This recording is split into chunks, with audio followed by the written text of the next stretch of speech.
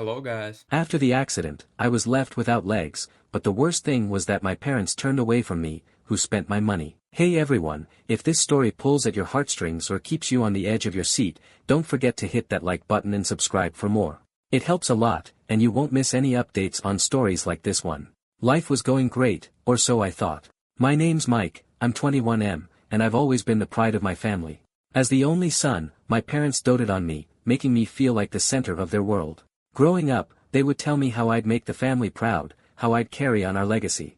And for a while, I lived for that approval. I worked harder than most people my age, balancing part-time jobs, studying, and saving every penny I could. I wasn't just trying to succeed, I was chasing the feeling of being worth something. All that effort finally paid off when I bought something I'd dreamed of for years, my own motorcycle. To me, that bike was more than just a machine. It was freedom, independence, and proof that I could make things happen on my own terms. Every ride was a reminder of how far I'd come. My parents seemed happy for me, though I noticed something off. My dad joked about me being too independent, and my mom smiled, but her excitement felt thin. I brushed it off. Why wouldn't they be proud of what I'd achieved? Then came the day everything changed. It was a crisp morning, the kind of day where the air feels alive. I was riding my usual route, taking in the scenery and the hum of the engine beneath me. Everything felt perfect, almost serene. That's when it happened. A truck merging into my lane caught me off guard. The driver didn't see me. I didn't have enough time to swerve or brake. The impact was instant, and my world shattered in a screech of tires and a rush of pain. When I woke up, it felt like I was in someone else's body. My chest hurt, my head pounded, and everything around me was a blur. Then, the realization hit me like a second crash. I couldn't feel my legs. The doctors told me it was a miracle I survived. A miracle? I couldn't see it that way. My life as I knew it was gone. My parents were there at first. My mom held my hand tightly and whispered, "We'll get through this, Mike. Together." My dad stood behind her, silent, avoiding my eyes. At first, I thought they were just overwhelmed. Losing my legs wasn't easy for me, how could it be easy for them? But as the days turned into weeks, their visits became shorter, their calls more distant. I told myself it was their way of coping, but deep down, I started to feel the cracks in their love. What I didn't know was that those cracks would soon turn into a chasm I never expected. In the weeks following the accident, I clung to the hope that my family would be my anchor. But hope can be a cruel thing. My parents started coming less and less, their visits dropping from daily to once a week, then every couple of weeks. When they did show up, it felt hollow. I still remember the day it hit me just how distant they'd become. It was a Tuesday afternoon, and I was sitting in my hospital bed, flipping through a magazine someone had left behind. My physical therapist had just left, and I was drained from the session. I glanced at the clock, hoping mom or dad would show up soon. They didn't. When they finally came 3 days later, I asked if something was wrong, if they were struggling to deal with everything. My mom smiled tightly and said, "Oh no, Mike, everything's fine. We just needed a little break. You understand, don't you?" Her words felt rehearsed, like she'd practiced saying them in the mirror. I wanted to believe her, but then I noticed her purse. It was brand new, designer, too. And Dad? He looked tanned, relaxed even, like he'd just come back from a vacation. Something wasn't adding up. That night, I decided to check my bank account. I'd given my parents access to it for emergencies, it seemed logical at the time. But when I opened the app, my stomach dropped. Thousands of dollars were gone. I couldn't process it at first. My parents had been withdrawing my money regularly, using it for things I didn't even know about. Plane tickets, expensive dinners, a luxury spa retreat. While I was stuck in a hospital bed, they were living it up on my dime. I tried to rationalize it. Maybe they were coping with the stress in their own way. Maybe they just needed an escape. But when I confronted them, their reaction was like a slap to the face. "We've been through so much, Mike," Mom said, her voice trembling just enough to sound convincing.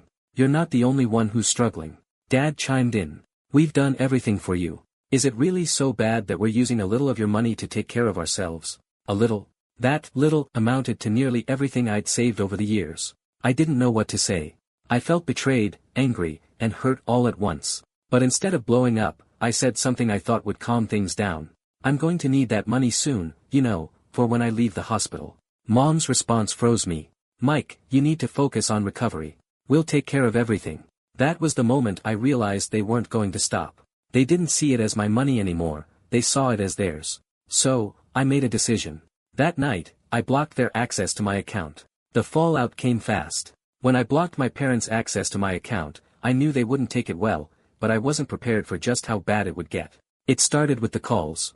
At first, they came in every few hours. My mom's voice was laced with anger, demanding to know why their card was suddenly not working. I stayed calm and told her I needed to protect what I had left. Protect? She snapped. From your own family. Mike, we've been nothing but supportive of you. After all we've done, this is how you repay us. Then my dad got on the line, his tone colder than I'd ever heard. You're acting ungrateful, Mike. We've been bending over backward to help you. Maybe it's time we rethink how much we've sacrificed. Sacrificed? The word stung. While I was stuck in a hospital bed, pushing through physical therapy to regain some semblance of normalcy, they were jetting off to tropical beaches and fancy restaurants, on my money. When they realized I wasn't budging, the insults began. My dad called me selfish, a disappointment, and even accused me of being paranoid. My mom said I was being dramatic and accused me of turning into a stranger. But I stood my ground. You've taken enough, I said. This stops now. The silence that followed was deafening. I could almost hear the gears turning in their heads as they tried to figure out their next move. Finally, my mom broke the quiet. If that's how you feel, she said, her voice cold and distant, then maybe we don't need to be in each other's lives anymore.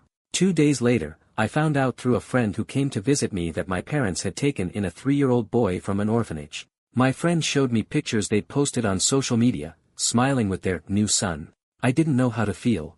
Hurt, angry, confused, maybe all three. It felt like they had replaced me, like the accident had made me less than a son to them. But it didn't stop there. My parents began spreading rumors about me, telling relatives and family friends that I'd turned my back on them after everything they'd done for me. Some even stopped reaching out, clearly siding with my parents. I stayed quiet, though. I knew the truth, and I wasn't about to let them control my life anymore. But inside, the betrayal burned. Then came the day I was discharged from the hospital. That's when I made my next move. Leaving the hospital was a mix of relief and uncertainty. On one hand, I was free from the constant beeping of machines and sterile walls, but on the other, I felt like I was walking, or rather, learning to walk, into a life that wasn't mine anymore. My parents' betrayal loomed over me like a shadow, and the weight of their actions was impossible to ignore. At first, I tried to focus on my recovery.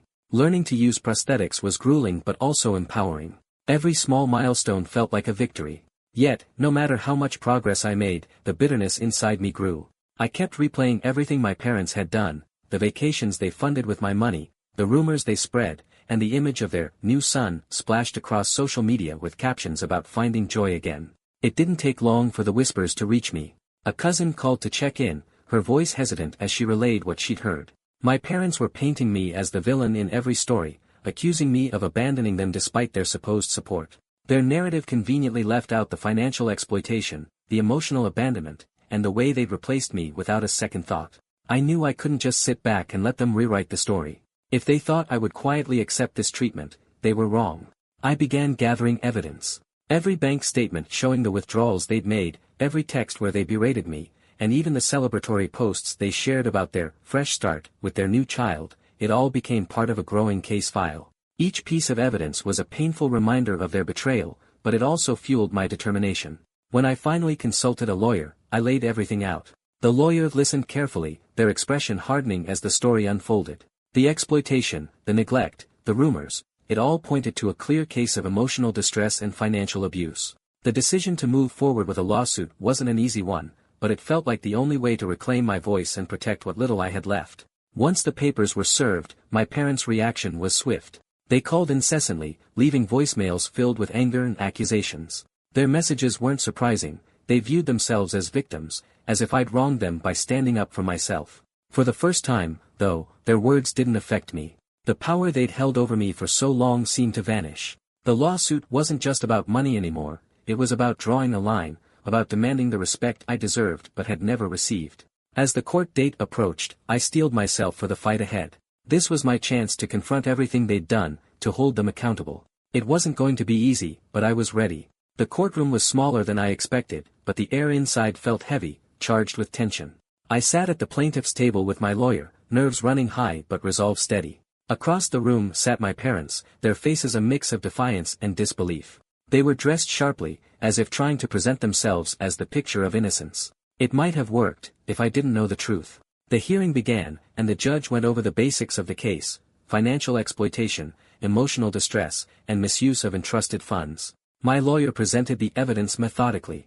The bank statements showed a clear pattern of withdrawals made by my parents after my accident, with no explanation or agreement. The timeline of their actions painted a stark picture. While I was in a hospital bed fighting to recover, they were spending lavishly on vacations, spa retreats, and luxury items. Then came the texts and voicemails. Hearing their words played back was almost surreal. The insults, the manipulation, the attempts to guilt me, it was all laid bare. My lawyer argued that these messages showed a deliberate effort to undermine my confidence and control my finances, all while abandoning their responsibilities as parents. When it was my turn to speak, I took a deep breath and tried to stay composed. I recounted everything, from the accident to their dwindling visits, the discovery of the financial abuse, and their adoption of a new child while I was still in recovery. My voice trembled at times, but I didn't hold back. This was my chance to tell the truth. My parents' defense was as predictable as it was infuriating. Their lawyer argued that they had used the money for family expenses, and claimed their absence during my recovery was due to emotional strain. They even suggested that I was exaggerating the emotional distress to punish them. Watching them twist the narrative was painful, but I kept reminding myself of one thing: the evidence didn't lie. When the judge asked my parents why they hadn't sought my permission before using my savings, their answers faltered. My dad mumbled something about helping the family in difficult times, while my mom deflected, claiming they didn't think I'd mind. Their justifications crumbled under scrutiny. The final blow came when the judge reviewed their social media posts. Pictures of tropical beaches, expensive dinners, and their new son were stark contrasts to the reality of my situation. It wasn't just neglect, it was abandonment. By the end of the hearing, it was clear the judge wasn't buying their excuses. When the verdict came, it was almost overwhelming. My parents were found liable for emotional distress and ordered to repay the funds they'd taken. A portion of the damages would cover my legal fees, and the rest was to be returned to me with additional compensation. As I left the courtroom, I felt a weight lift off my shoulders. It wasn't just about the money, it was about standing up for myself, reclaiming my life, and proving that their actions had consequences. Winning in court was supposed to feel like closure, but it was just the beginning of another chapter. The fallout from the verdict rippled through my family, and the consequences hit harder than I ever expected. Word of the trial spread quickly among relatives and family friends. While I didn't go out of my way to explain the situation, the evidence presented in court painted a pretty clear picture. For years, my parents had curated an image of themselves as loving, supportive people. That image shattered overnight. Some relatives reached out to me privately, apologizing for believing the lies my parents had spread. A few even confessed they had always suspected something wasn't right but hadn't wanted to get involved. It felt validating, though bittersweet. My parents, on the other hand, were furious. The court ruling meant they had to pay back the money they'd taken, and that kind of financial hit wasn't something they could brush off. I'd heard through mutual acquaintances that they were scrambling to figure out how to cover the damages. Their social media, once filled with pictures of vacations and celebrations, had gone eerily silent. The silence didn't last long. They began calling me again, this time with a different tone. Instead of insults, there were pleas. My mom left voicemails, her voice trembling as she begged me to reconsider. She spoke about how much they were struggling, how hard things had become for their new family. She even had the nerve to ask if I could forgive and forget so we could move forward as a family again. I ignored the messages. It wasn't long before the tone shifted back to anger. My dad left one particularly scathing voicemail, accusing me of ruining their lives and calling me selfish for not understanding the bigger picture. I deleted it without a second thought. Despite the drama, I felt a sense of peace for the first time in years. I'd always felt like I owed my parents something, my success, my time, my obedience. But now, I realized that wasn't true. I didn't owe them anything. What surprised me most, though, was the unexpected support I received. Friends, colleagues, and even acquaintances reached out after hearing about what happened. They offered encouragement, shared their own stories of family betrayal, and reminded me that I wasn't alone. One of the biggest surprises came from my cousin, the same one who had tipped me off about the rumors my parents were spreading. She told me she'd cut ties with them entirely, disgusted by how they treated me. Family isn't about blood, she said. It's about who shows up for you, and they clearly didn't. Her words stuck with me. For so long, I'd felt trapped by the idea that family was everything. But now, I was building a new definition of family, one based on mutual respect and love, not guilt or obligation. Life didn't magically become perfect after the trial, but I finally felt like I was moving forward. I'd reclaimed my independence, both financially and emotionally. And while the scars of my parents' betrayal would always remain, they no longer defined me. After the court case and the dust started to settle, I realized I had a choice to make. I could let the betrayal and bitterness define me, or I could move on and rebuild the life I'd envisioned before everything fell apart. Rebuilding wasn't easy. Physically, I was still adjusting to life with prosthetics. The process was frustrating and often painful, but every small victory felt monumental. I started setting new goals, both for my recovery and for my life. Financially, the court-ordered repayment was a game changer. While it didn't erase the emotional toll of my parents' actions, it gave me a much-needed safety net. I used part of the money to move into a new, accessible apartment and the rest to start a fund for my future. For the first time in a long time, I felt secure. Emotionally, though, the journey was tougher. Cutting ties with my parents wasn't just a decision, it was a loss. Despite everything, they were still my family, and part of me grieved what could have been. But every time I started to second-guess myself, I thought about the pain they'd caused. Their love had been conditional, transactional, and ultimately hollow. My parents didn't give up trying to contact me, at least not right away. The calls and messages continued for weeks, shifting between guilt trips, apologies, and outright anger. But I stood firm. Blocking their numbers was the final step in creating the distance I needed. As time passed, I focused on building new connections. My cousin and a few close friends became my support system, showing me what real, unconditional care looked like. I also started attending a support group for people who'd experienced family estrangement. Hearing others' stories made me feel less alone and gave me a sense of community I hadn't realized I was missing. Professionally, I poured myself into finding a career path that aligned with my new reality. Losing my legs had forced me to rethink what I wanted from life, but it also gave me a unique perspective. I started working with organizations that helped people with disabilities transition back into the workforce. It wasn't just a job, it was a way to channel my experiences into something meaningful. One of the most surprising parts of this journey was how my story resonated with others. Sharing what I'd been through, first with my support group and later on platforms like this, opened doors I never expected. People reached out to thank me for my honesty or share how my story had inspired them to stand up for themselves. It was humbling, and it reminded me that even the darkest moments can have a purpose. I won't pretend everything is perfect now. There are still days when the weight of what happened feels overwhelming. But those days are fewer and farther between. I've learned to celebrate the progress I've made and to let go of the things I can't control. Most importantly, I've learned that family isn't defined by blood. It's defined by love, respect, and mutual effort. And while I may have lost one family, I've gained another in the people who've stood by me through it all. Months after the court case, life was finally starting to stabilize. I'd created a new routine, surrounded myself with people who genuinely cared about me, and built a foundation for the future I wanted. But life has a way of throwing curveballs when you least expect them. One afternoon, as I was going through emails, I noticed a message from a name I hadn't seen in a long time, my parents' lawyer. My stomach dropped. The subject line was simple: request for mediation. The email explained that my parents were requesting a meeting, facilitated by a neutral party, to discuss unresolved issues and work toward reconciliation. It was unexpected, and I wasn't sure how to feel. On one hand, I didn't trust their motives. On the other, part of me wondered if this could be an opportunity to finally close the chapter. After consulting with my lawyer and support group, I decided to agree. But I set strict boundaries. The discussion would only be about clearing the air, not revisiting the financial settlement or revising the court's decision. The mediation took place a few weeks later in a small conference room. Sitting across from my parents for the first time since the trial was surreal. They looked older, worn down in a way I hadn't noticed before. My dad was the first to speak, his tone hesitant. "We didn't handle things the right way," he said. "We were scared, and we didn't know how to deal with everything after your accident." My mom chimed in, her voice trembling. "It wasn't about the money. We were grieving the life we thought you'd have, and we didn't know how to support you. We made mistakes." Their words sounded sincere, but I couldn't ignore the bitterness in my chest. I told them how their actions had made me feel abandoned, betrayed, and used.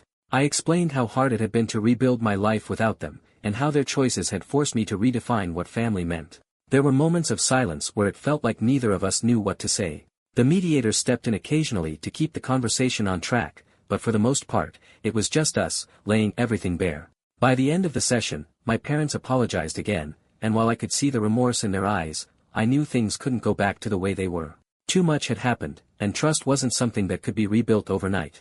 I told them I was willing to keep communication open, but only on my terms. They would have to earn back my trust, and I wasn't going to compromise my boundaries to make them comfortable. They agreed, though I could tell it wasn't what they wanted to hear. Walking out of that room, I felt a strange sense of closure, not because everything was resolved, but because I had taken control of the narrative. For the first time, I wasn't waiting for their approval or love. I had given myself permission to move forward, with or without them. After the mediation, I felt a cautious sense of peace. While the meeting hadn't magically fixed things, it gave me a sense of closure I didn't know I needed. My parents' apologies were a step forward, but I stayed firm in maintaining my boundaries. Trust, I'd learned, is something that takes time to rebuild, if it's even possible at all. In the months that followed, I focused on continuing to heal, both physically and emotionally. I threw myself into work with organizations that supported people adjusting to life with disabilities. It wasn't just a job, it was a calling. I saw myself in so many of the people I helped, overwhelmed, unsure, and scared of what the future held. Sharing my story with them wasn't just therapeutic, it also gave them hope. I wasn't trying to sugarcoat anything, but I wanted them to see that life could go on, even after unimaginable setbacks. Those moments, where I saw someone take their first steps forward, literally or figuratively, made everything worth it. Outside of work, my personal life was flourishing too. My cousin, the one who had supported me through the darkest times, became one of my closest confidants. We spent time catching up on lost years and forming a bond that felt more like chosen family than anything tied to blood. I also reconnected with a few old friends who had reached out after hearing about my story. It was strange at first, letting people back in after feeling so isolated for so long. But I realized that shutting people out only gave my pain more power. Slowly, I started letting my walls down, and it felt good. One of the most unexpected blessings came through the support group I joined. I met people who had been through their own struggles with family betrayal and loss, and their resilience inspired me. Together, we started a small community project, raising awareness about family exploitation and offering resources for those going through similar situations. Financially, I was finally secure. The damages awarded in court gave me the stability to plan for the future, and I learned to make smarter decisions about money, decisions rooted in independence and self-respect. As for my parents, our relationship remains complicated. They occasionally reach out, and while our conversations are cordial, there's a distance that I'm not sure will ever go away. I've accepted that. Not every story has a fairy tale ending, and that's okay. What I've gained, though, is priceless, a sense of self-worth that no one can take from me. I've learned to set boundaries, to fight for what's right, and to surround myself with people who truly care. Life may not have turned out how I planned, but in many ways, it's better than I ever imagined. Looking back on everything, it's surreal to think about how much has changed. From the high of achieving my dreams to the devastating blow of losing so much, the past few years have been a whirlwind. But in the chaos, I've found clarity. Bye.